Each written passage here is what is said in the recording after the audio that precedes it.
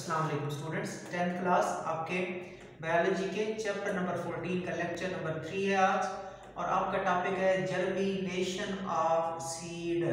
इसको उर्दू में कहते हैं बीज का उगना या बीज की जर्मिनेशन। और ये आपका इम्पॉर्टेंट लॉन्ग क्वेश्चन है, ठीक है। आपने इसको लॉन्ग क्वेश्चन के तरीके से तैयार करना है। तो टॉपिक स्टार्ट करते हैं, बीज का सीड का उगना, कि कैसे बीज उगता है। For the germination of the seed they must arrive at a suitable location, के बीजों के उगने के लिए लाजमी है कि वो मुनासिब जगह के ऊपर गिरें। बीजों के उगने के लिए ये लाजमी है कि वो मुनासिब जगह के ऊपर गिरें। And be there at a time favourable for germination and growth. And be there at a time favourable for germination and growth. और उगने और नशोनुमा के लिए वो वहां पे मुनासिब वक्त तक रहें। वो वहां पे उगने और नशोनुमा के लिए मुनासिब वक्त तक रहें। अब आगे बीज की जर्मिनेशन की तारीफ आ जाती है कि बीज की जर्मिनेशन की तारीफ क्या है, कि it is a process by which a seed embryo develop into seedling. Seed germination की तारीफ क्या है, कि इसका मतलब होता है बीज उगने यानी कि बीज की जर्मिनेशन से मुराद वो अमल है जिसमें बीज का एम्ब्रियो जो होता है वो क्या करता है, वो एक सीडलिंग में नमो पाता है। सो तारीफ देख लें कि it is a process in which seed embryo develop into A seedling, जिसमें बीज का एम्ब्रियो एक सीडलिंग में नमो पाता है। ऐसा अमल जिसमें बीज का एम्ब्रियो एक सीडलिंग में, एक छोटे से नन्हे से पौधे में नमो पाता है, इस अमल का नाम सीड जर्मिनेशन है। Process by which seed embryo develop into A seedling. अब बेटा मैं आपको समझा देता हूँ, यहां तक देख लें।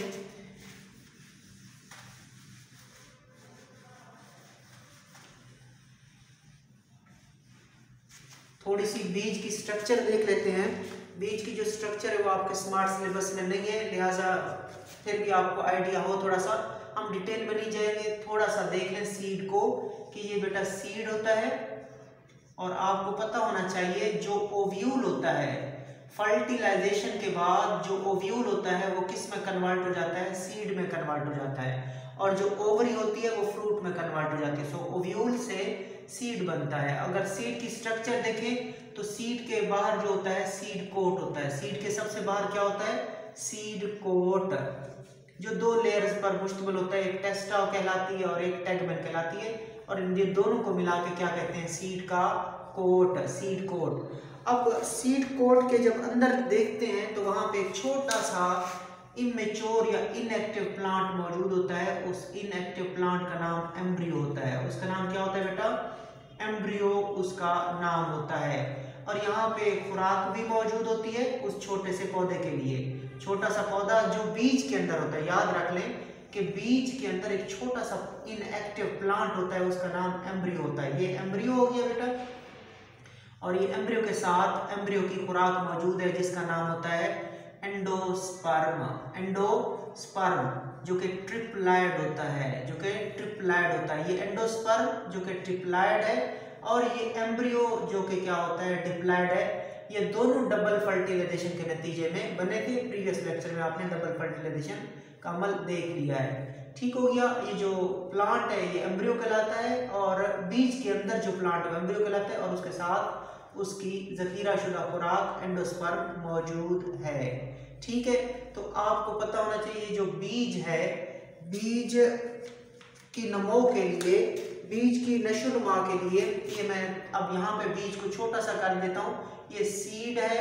सीड ने अगर नशोनुमा पानी है, अगर सीड ने उगना है, अगर सीड ने जर्मिनेशन करनी है, तो सबसे पहले इसे मुनासिब जगह पे जाना चाहिए, इसको मुनासिब जगह पे जाना चाहिए। और मुनासिब जगह क्या होती है?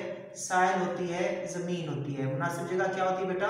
साइल होती है, जिसे जमीन कहते हैं। और ये वहां तक पड़ा रहे, और ये वहां तक मतलब वहां पड़ा रहे, उस वक्त तक ये बीज पड़ा रहे। ये जमीन हो गई सारी, और उस जमीन में क्या मौजूद है? ये सीड्स मौजूद हैं। पहले तो इनको जमीन में अच्छी जगह गिरना चाहिए, अच्छी जगह पे इनको गिरना चाहिए, और वहां तक इनको उस वक्त तक रहना चाहिए जब तक हालात बेहतर नहीं हो जाते, हालात बेहतर नहीं हो जाते इनकी नशोनुमा के लिए। ठीक हो गया। अब सीड जर्मिनेशन क्या है? सीड जर्मिनेशन एक ऐसा अमल है जिसमें बीज के अंदर का एम्ब्रियो, बीज के अंदर का एम्ब्रियो ये वाला, और ये एंडोस्पर्म। सो सीड जर्मिनेशन वो अमल है जिसके नतीजे में बीज के एम्ब्रियो से एक पौधा बनाता है, बीज के एम्ब्रियो से एक नया पौधा बनता है, और नीचे रूट्स बनती है बेटा, ऊपर शूट बनती है। शूट का मतलब होता है नई शाख, न्यू ब्रांच। सो अगर बीज के एम्ब्रियो से एक नया छोटा सा जो पौधा होता है ना, उसको सीडलिंग कहते हैं। छोटे से पौधे को बेटा सीडलिंग कहते हैं। सो ऐसा अमल जिसमें बीज के अंदर क्या था? एम्ब्रियो था। ऐसा अमल जिसमें बीज के एम्ब्रियो से क्या बन जाए? सीडलिंग बन जाए। क्या बन जाए? सीडलिंग बन जाए। इस अमल का नाम जर्मिनेशन कहलाता है। इस अमल को हम बोलते हैं सीड की germination. So seed germination is a process in which seed embryo is developed into seedling। ये वो अमल है जिसमें बीज का एम्ब्रियो सीडलिंग में तब्दील हो जाता है। छोटे सीडलिंग, छोटा नन्हा पौधा। ठीक हो गया। इस अमल को कहते हैं सीड की जर्मिनेशन। एम्ब्रियो किस में कन्वर्ट होगा? सीडलिंग में कन्वर्ट होगा। आगे चलते हैं बेटा।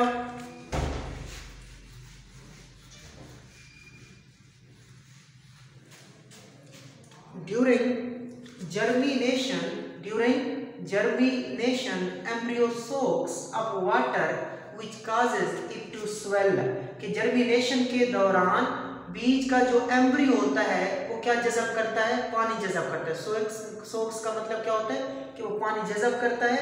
which causes it to swell, जिससे वो क्या हो जाता है? स्वेल हो जाता है, मोटा हो जाता है। स्प्लिटिंग द सीड कोट, जिससे बीज का जो सीड कोट होता है वो फट जाता है। तो इसमें आपने क्या कहा कि उगने के दौरान या जर्मिनेशन के दौरान जो एम्ब्रियो होता है वो पानी जज़ब करता है या पानी को चूस लेता है। इसका मतलब जज़ब करना या चूस लेना। सो उगने के दौरान बीज का एम्ब्रियो पानी को जज़ब करता है या पानी को चूस लेता है, जिसकी वजह से ये क्या करता है? फूल जाता है। स्वेल का मतलब फूल जाना, बड़ा हो जाना, फूल जाता है। फिर क्या होता है? फिर उसके नतीजा में जो सीड कोट होता है, सीड कोट फट जाता है, सीड कोट फट जाता है। तो ये क्लियर किया बेटा आपने। मैं दोबारा एक डायग्राम बना देता हूँ। ये देखें, ये अंदर एम्ब्रियो मौजूद है, ये एंडोस्पर्म टिश्यू मौजूद है। अब जर्मिनेशन स्टार्ट होनी है। ये जमीन के अंदर पड़ा हुआ है पौधा। अब जर्मिनेशन के दौरान ये एम्ब्रियो, ये बीज क्या जज़ब करेगा? ये बीज पानी जज़ब करेगा। ये सीड क्या जज़ब करेगा? सोक्स अप वाटर, पानी को ऑब्जर्व करेगा, जिसके नतीजे में ये स्वेल कर जाएगा। जब स्वेल करेगा तो ये जो सीड कोट है ये फट जाएगा। सीड कोट फट जाएगा और उस एम्ब्रियो से नया पौधा बन जाएगा, नया पौधा बन जाएगा। और आगे मैं आपको पढ़ाने से पहले मैं आपको एम्ब्रियो की स्ट्रक्चर बता देता हूँ। पहले आपने बीज की स्ट्रक्चर देखी कि बीज के अंदर क्या होता है? एक सीड कोट होता है, एक एंडोस्पर्म टिश्यू होता है, एंडोस्पर्म टिश्यू जो कि ट्रिप्लॉइड होता है, और साथ एक छोटा सा पौधा मौजूद होता है जिसको एम्ब्रियो कहते हैं। अब एम्ब्रियो की स्ट्रक्चर देखते हैं, इस छोटे से पौधे की स्ट्रक्चर देखते हैं। ये छोटा सा पौधा है बेटा, और उसके बाद इसके लीव्स हैं। इस एम्ब्रियो की स्ट्रक्चर देखने लगे। ये इसके लीव्स होते हैं, इनको कार्टिलिडन्स कहते हैं। इन लीव्स को कार्टिलिडन्स कहते हैं। तो ये कार्टिलिडन है, ये भी कार्टिलिडन है। ठीक है, इनको कार्टिलिडन कहा जाता है। अब देख रहे हैं आप बेटा कि कार्टिलिडन के ऊपर भी एम्ब्रियो का हिस्सा है। ये आपको क्या दिखाया जा रहा है? एम्ब्रियो। ठीक हो गया। एम्ब्रियो की साख्त, एम्ब्रियो किस तरह का होता है, हम उसको बड़ा करके देख रहे हैं। देखिए, ये जो एम्ब्रियो एम्ब्रियो के लीफ की तरह के स्ट्रक्चर है उनको आप कार्टिलीडन कहते हो। अब देख रहे एम्ब्रियो का एक हिस्सा कार्टिलीडन के ऊपर है और एम्ब्रियो का एक हिस्सा कार्टिलीडन के नीचे है। ऊपर वाले हिस्से का नाम बेटा प्लोम्यूल होता है, याद कर लें। कार्टिलीडन के ऊपर एम्ब्रियो का जो हिस्सा होता है उसको प्लोम्यूल कहते हैं। कार्टिलीडन के नीचे जो एम्ब्रियो का हिस्सा होता है उसका नाम रेडिकल होता है। क्या होता है बेटा? उसका नाम रेडिकल होता है। सो एम्ब्रियो के 3 हिस्से होते हैं, एक कार्टिलीडन, एक रेडिकल और एक प्लोम्यूल। अब आपको पता होना चाहिए कि कार्टिलीडन के ऊपर वाला हिस्सा प्लोम्यूल है और लीफ लाइक स्ट्रक्चर कार्टिलीडन है और कार्टिलीडन के निचला हिस्सा क्या कहलाता है? रेडिकल कहलाता है। ये 3 हिस्से एम्ब्रियो का है, कार्टिलीडन, फिर रेडिकल और प्लोम्यूल। फिर हम 2 और हिस्से बनाते हैं बेटा। कितने और हिस्से बनाते हैं? 2 और हिस्से। कार्टिलीडन के ऊपर जो हिस्सा एम्ब्रियो का जाता है उसको हम एपिकोटल कहते हैं, एपिकोटाइल कहते हैं, ठीक हो गया। और जो कार्टिलीडन के नीचे हिस्सा होता है उसको हाइपोकोटाइल कहते हैं, हाइपोकोटाइल कहते हैं। सो कार्टिलीडन के ऊपर जो हिस्सा है एम्ब्रियो का उसे एपिकोटाइल कहते हैं और कार्टिलीडन के नीचे जो हिस्सा है उसे हाइपोकोटाइल कहते हैं, ठीक है। एम्ब्रियो के 3 हिस्से, निचला हिस्सा रेडिकल, ये वाला हिस्सा कार्टिलीडन, ऊपर वाला हिस्सा प्लोम्यूल। फिर कार्टिलीडन के ऊपर जो हिस्सा जाता है पूरा हिस्सा उसका नाम एपिकोटाइल है। कार्टिलीडन के निचला जो हिस्सा होता है उसे हाइपोकोटाइल कहते हैं। ये आपने याद रखना है। सो आगे चलते हैं। रूट, ये एमसीक्यूज है आपका बेटा, इसको अच्छे तरीके से याद रखना है आपने। Root is the first structure that emerge from the radical present in the seed। कि जड़ वो पहली साफ्त होती है जो बीज के रेडिकल से निकलती है। याद रखिएगा, रेडिकल से, रेडिकल भी आर से शुरू हो रहा है और रूट में भी क्या मौजूद है? R. Radical root, radical root. So root पहली वो स्ट्रक्चर है, रूट पहली साफ्त है जो बीज के रेडिकल से बाहर निकलती है। और दूसरे लफ्जों में रूट किस से बनती है? रेडिकल से। या रेडिकल क्या बनाता है? रूट। और रूट वो पहली साख्त होती है जो बीज से बाहर निकलती है। रेडिकल वो पहली साख्त होती है जो बीज से बाहर निकलती है, रेडिकल वो पहली साख्त होती है जो बीज से बाहर निकलती है। सो इसको क्या कहेंगे बेटा? जड़ वो पहली साख्त होती है, जड़ वो पहली साख्त होती है जो बीज में मौजूद रेडिकल से निकलती है। सो रूट रेडिकल से निकलती है और सबसे पहले भी क्या निकलती है? रूट निकलती है। आगे चलते हैं। इट ग्रोज रैपिडली, जो जड़ होती है ये क्या करती है? ये तेजी से साइज में बढ़ती है। ये तेजी से, ग्रो रैपिडली का मतलब होता है ये साइज में तेजी से बढ़ती है।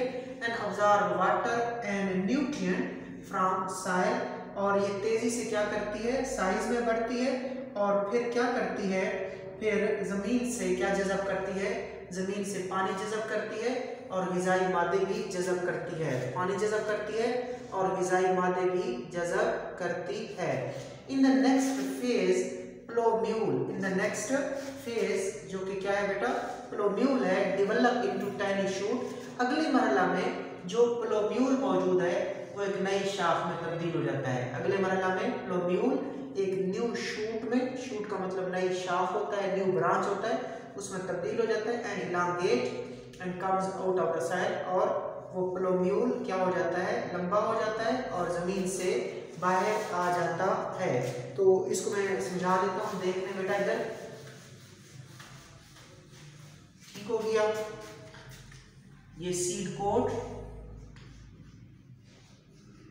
ठीक हो गया और ये क्या मौजूद है? एंडोस्पर्म टिश्यू मौजूद है और ये क्या मौजूद है? ये एम्ब्रियो मौजूद है।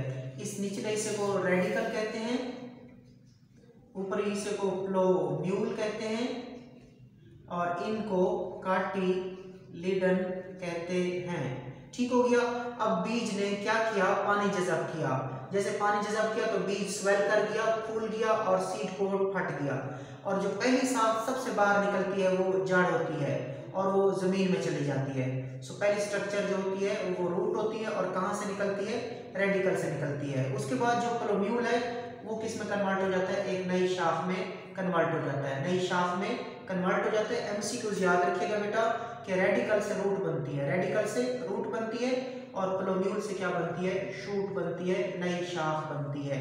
प्लोम्यूल से शूट बनती है, शूट जो होती है वो ऊपर की तरफ जाएगी और रेडिकल से जो रूट निकलती है रूट नीचे की तरफ जाएगी। आगे चलते हैं। अब जो जर्मिनेशन है बेटा, इसकी दो किस्में होती हैं। जर्मिनेशन की कितनी किस्में होती हैं? दो। जर्मिनेशन जो आप देख रहे हैं इसकी दो किस्में होती हैं। एक होती है एपीजियल जर्मिनेशन, एपीजियल जर्मिनेशन, और दूसरी होती है हाइपोजियल जर्मिनेशन। ठीक हो गया बेटा? एक होती है एपीजियल जर्मिनेशन और एक होती है हाइपोजियल जर्मिनेशन। याद रखिएगा बेटा, इसमें हाइपोकोटाइल लंबा होता है। एपीजियल जर्मिनेशन में हाइपोकोटाइल क्या होता है? इलांगेट करता है। ये याद रखिएगा। इधर होगा एपीजियल, लेकिन आपने लिखना क्या है कि इसमें हाइपोकोटाइल इलांगेट करता है, यानी कि हाइपोकोटाइल लंबाई में बड़ा हो जाता है। ये क्या है? हाइपोजियल जर्मिनेशन है, लेकिन इसमें लंबा कौन होता है? इसमें एपिकोटाइल लंबा होता है। कौन इलांगेट कर जाता है? इलांगेट का मतलब होता है लंबा हो जाना। इलांगेट का मतलब लंबा हो जाना, लंबाई में बढ़ जाना। कौन लंबा हो जाता है? एपिकोटाइल लंबा हो जाता है। किसमें? हाइपोजियल जर्मिनेशन में। तो जर्मिनेशन की दो किस्में, एपोजियल जर्मिनेशन, हाइपोजियल जर्मिनेशन। एपोजियल जर्मिनेशन में हाइपोकोटाइल इलांगेट करता है, हाइपोजियल जर्मिनेशन में एपिकोटाइल इलांगेट करता है। ये चीजें अब मैं दोबारा आपको एक दफा हाइपोकोटाइल का बता देता हूं। ये क्या है? ये रेडिकल है और ये कार्टिलिडन है। ठीक, ये वाला जो हिस्सा है, ये यहां से यहां तक, ये हिस्सा पूरा क्या कहलाता है? ये सॉरी बेटा, ठीक हो गया। ये वाला हिस्सा एपिकोटाइल कहलाता है। ये वाला ऊपरी हिस्सा क्या कहलाता है? एपिकोटाइल कहलाता है। जबकि यहां से यहां तक जो हिस्सा है, इस हिस्से का नाम क्या होता है? हाइपोकोटाइल। हाइपो नीचे, सो हाइपोकोटाइल क्या होता है? कार्टिलिडन के नीचे होता है, और जो एपिकोटाइल है वो कार्टिलिडन के ऊपर होता है। तो ऊपर वाला एपिकोटाइल है और नीचे वाला हाइपोकोटाइल है। सो एपोजियल जर्मिनेशन में हाइपोकोटाइल लंबा होता है। एपोजियल जर्मिनेशन में कौन लंबा होता है? हाइपोकोटाइल। जबकि हाइपोजियल जर्मिनेशन में कौन लंबा होता है? ये एपिकोटाइल लंबा होता है। तो अब देखते हैं जर्मिनेशन की दो किस्में। जर्मिनेशन की दो किस्में, टाइप्स ऑफ जर्मिनेशन। जर्मिनेशन की अकसाम, उगने की अकसाम। बीज दो तरीकों से उगते हैं। On the basis of elongation of the hypocotyl and epicotyl, there are two types of germinations. के हाइपोकोटाइल या एपिकोटाइल के इलांगेशन के लिहाज से, उनके लंबे होने के लिहाज से जर्मिनेशन की कितनी किस्में हैं? दो किस्में हैं। एक है एपोजियल जर्मिनेशन, जिसमें है क्या? एपोजियल जर्मिनेशन, लेकिन लंबा कौन होगा इसमें? इसमें हाइपोकोटाइल लंबा होगा। जबकि दूसरी कौन सी होती है? हाइपोजियल जर्मिनेशन, उसमें एपिकोटाइल लंबा होता है। जर्मिनेशन एपोजियल जर्मिनेशन, उसमें इलांगेट कौन करेगा? हाइपोकोटाइल। जबकि हाइपोजियल जर्मिनेशन में एपिकोटाइल लंबा होगा। सो एपिकोटाइल और हाइपोकोटाइल की इलांगेशन की वजह से, इन दो के लंबे होने की वजह से, अगर ये इलांगेट कर जाए तो हाइपोजियल जर्मिनेशन होगी, अगर ये हाइपोकोटाइल लंबा हो जाए तो एपोजियल जर्मिनेशन होगी। सो एपिकोटाइल और हाइपोकोटाइल की इलांगेशन के लिहाज से जर्मिनेशन की दो किस्में होती हैं, एपोजियल जर्मिनेशन और हाइपोजियल जर्मिनेशन। सबसे पहले हम देखते हैं एपोजियल जर्मिनेशन। एपोजियल जर्मिनेशन तो मैंने आपको पहले सिखा दिया है, समझा दिया है। जब आ जाए एपोजियल जर्मिनेशन तो उसमें इलांगेट करना है आपने हाइपोकोटाइल को। किसको बेटा? हाइपोकोटाइल। सो देखिएगा, इस एपोजियल जर्मिनेशन में हाइपोकोटाइल लंबा होगा। इन दिस जर्मिनेशन ये आ गया है हाइपोकोटाइल इलांगेट। जर्मिनेशन एपोजियल और उसमें लंबा कौन हो रहा है? हाइपोकोटाइल लंबा हो रहा है। और हाइपोकोटाइल एम्ब्रियो का वो हिस्सा होता है जो कार्टिलिडन के नीचे होता है। सो एपोजियल जर्मिनेशन में हाइपोकोटाइल क्या होता है बेटा? लंबाई में बढ़ता है।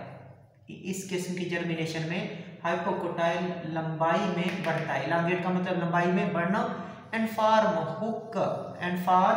हुक, और हुक बनाता है pulling the cotyledon above the ground, और कार्टिलेडन को जमीन के ऊपर लेके आ जाता है, कार्टिलेडन को जमीन के ऊपर लेके आ जाता है। कौन कौन से पौधे एपाजियल जर्मिनेशन शो करते हैं, किन किन पौधों में एपाजियल जर्मिनेशन होती है? अच्छा, उसमें क्या होता है, उसमें हाइपोकोटाइल लंबा हो जाता है और हुक बनाता है और कार्टिलेडन को जमीन के ऊपर ले आता है। तीन चीजें याद रखनी है बस, ठीक है। एक, कौन लंबा हो रहा है और कार्टिलेडन जमीन के ऊपर जाएंगे या नीचे रहेंगे, और फिर मिसालें क्या हैं, ठीक है। ऐसी जर्मिनेशन जिसमें हाइपोकोटाइल लंबा हो और हुक बनाए और कार्टिलेडन को जमीन के ऊपर ले जाए, जमीन के ऊपर ले जाए कार्टिलेडन को, इसको कहते हैं एपाजियल जर्मिनेशन। ये अमल बीन्स में होता है, बीन्स कहते हैं लोबिया, लोबिया, काटन कहते हैं कपास, और पपाया इसका मतलब पपीता, ठीक हो गया। पपाया, काटन, बीन, ये वो पौधे हैं जो क्या शो करते हैं epigeal germination, and this is the type of germination in which hypocotyl elongate and form a hook pulling the cartilagen above the ground. And examples of the plants which show apical germination are beans, cotton and papaya.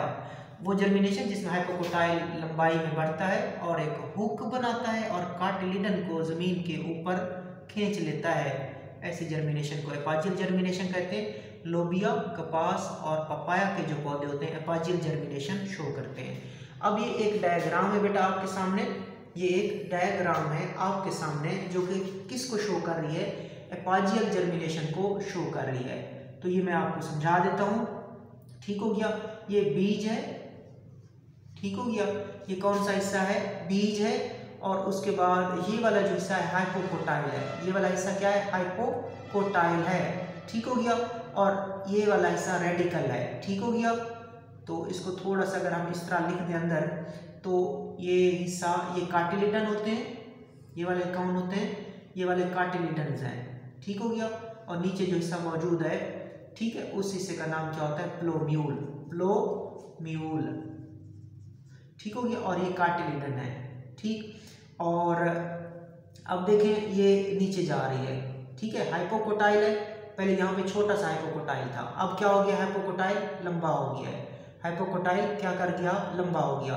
तो इसमें hypocotyl लंबा हो जाता है, लंबाई का रूप बढ़ता है, ठीक हो गया। और फिर कार्टिलेडन जमीन के ऊपर आ जाते हैं, ठीक हो गया, कार्टिलेडन जमीन के ऊपर आ जाते हैं, और एपिकोटाइल ये वाला हिस्सा है, ठीक है। और शूट ऊपर चली जाती है और रेडिकल या रूट नीचे चली जाती है, रेडिकल या रूट नीचे चली जाती है, रूट, उसके बाद शाख ऊपर चली गई है। तो आपने देखा कि इसमें हाइपोकोटाइल पहले छोटा था, फिर क्या हुआ, लंबाई का रुख बढ़ गया।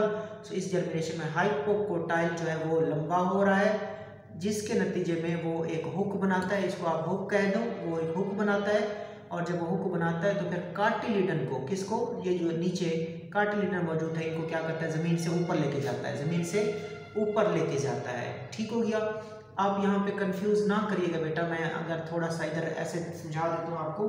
ये वाला क्या था, हाइपोकोटाइल ग्रीन कलर का था, और यहाँ पे कार्टिलेडन्स थे, और यहाँ पे था बेसिकली क्या, प्लोम्यूल, क्या था, प्लोम्यूल। ये ऊपर ही होता है, कार्टिलेडन नीचे होते हैं, और उससे नीचे कौन सा हिस्सा होता है, रेडिकल होता है। और देखिए रेडिकल नीचे ही जा रही है, रेडिकल नीचे जा रही है, प्लोम्यूल ऊपर जाएगा। सो आपने कहा हाइपोकोटाइल लंबा हुआ, जिसके नतीजे में उसने एक हुक बनाई, हाइपोकोटाइल लंबा, उसने हुक बनाई, और कार्टिलेडन को वो क्या किया, उसने ज़मीन के, ये वाली जो सरफेस है ये ज़मीन है, कार्टिलेडन को ज़मीन के ऊपर लेके गया, और फिर रेडिकल से रूट बन गई, और जो प्लोम्यूल था या जो एपिकोटाइल था उससे क्या बन गई, एक नई शाख बन गई। आप चलते हैं आखिरी जर्मिनेशन की तरफ। दूसरी जो जर्मिनेशन है हेपाजियल जर्मिनेशन। जब भी हेपाजियल जर्मिनेशन आए, इसमें आपने एपिकोटाइल को लंबा करना है। जर्मिनेशन हाइपाजियल है, लेकिन इसमें लंबा कौन होगा, एपिकोटाइल लंबा होगा। So in this type of germination epicotyl elongate, इसमें एपिकोटाइल लंबाई का रुख बढ़ता है, लंबा होता है, एंड फॉर हुक, ये भी हुक बनाता है। In this type cotyledon stay underground, लेकिन इसमें कार्टिलेडन क्या करते हैं, जमीन के अंदर रह जाते हैं। सो इधर हाइपोकोटाइल लंबा होता है, हुक बनाता है, और कार्टिलेडन जमीन के बाहर चले जाते हैं। यहाँ पे एपिकोटाइल लंबा होता है और वो भी हुक बनाता है, लेकिन कार्टिलेडन जमीन के नीचे रह जाते हैं। कौन से पौधे हेपाजियल जर्मिनेशन शो करते हैं, पी, मटर, मेज कहते हैं, मकई को, और कोकोनट नारियल, नारियल का पौधा, मेज का पौधा, पी का पौधा हेपाजियल जर्मिनेशन शो करते हैं. So in this type of germination epicotyl elongate and form a hook. In this type cartilatin stay underground. The pea, the maize and the coconut show hypogeal germination. अब diagram देख ले बेटा, ये क्या है, हेपोकोटाइल है, और उसके बाद ये क्या है, ऊपर वाला एपिकोटाइल है. तो इसमें कौन लंबा हो रहा है, इसमें एपिकोटाइल लंबा हो रहा है. क्या लंबा हो रहा है, पहले छोटा सा था, फिर क्या हो गया, एपिकोटाइल बड़ा हो गया. पहले छोटा सा था एपिकोटाइल, फिर क्या हो गया, वो लंबा हो गया, और क्या बनाई उसने, हुक बनाई. सो एपिकोटाइल, यहाँ पे एपिकोटाइल लंबा हो चुका है, और कार्टिलेजन जमीन के अंदर रह जाते हैं. एपिकोटाइल लंबा होता है, हुक बनाता है, और कार्टिलेजन जमीन के अंदर रह जाते हैं. कार्टिलेजन जमीन के अंदर रह जाते हैं, जमीन के नीचे रह जाते हैं. सो जहाँ पे एपिकोटाइल लंबा हो और हुक बनाए, एपिकोटाइल लंबा हो और हुक बनाए और कार्टिलेजन जमीन के नीचे रह जाएं, ऐसी जर्मिनेशन को हेपाजियल जर्मिनेशन कहते हैं. अब एक आखिरी शार्ट क्वेश्चन है बेटा आपका, इंपॉर्टेंट शार्ट क्वेश्चन है और इंफॉर्मेशन भी है आपकी. तो इसको कहते हैं सीड डॉर्मेंसी. सीड डॉर्मेंसी, इसको उर्दू में बोलते हैं बीज की हालत खाबिदगी. सिंपल मैं आपको बता दूं बेटा, ये वो मरहला होता है जिसमें बीज सो रहा होता है, बीज ख्वाब में होता है, बीज नींद में होता है, दूसरे लफ्ज में बीज इनएक्टिव होता है. ठीक है, इसे बोलते हैं बीज की खाबिदगी की हालत. आपसे शॉर्ट क्वेश्चन पूछा जाएगा, बीज की खाबिदगी की हालत से क्या मुराद है, या दूसरा पूछेंगे सीड डॉर्मेंसी, ऐसे ही आ जाएगा, बीज की डॉर्मेंसी से क्या मुराद है, या सीड की डॉर्मेंसी से क्या मुराद है. इंग्लिश में सिंपल आएगा, what is dormancy of seed, या व्हाट इज सीड डॉर्मेंसी. क्योंकि उर्दू में थोड़ा सा उसने लिखा है कि बीज की खाबिदगी की हालत से क्या मुराद है. Most seeds go through a period during which there is no growth.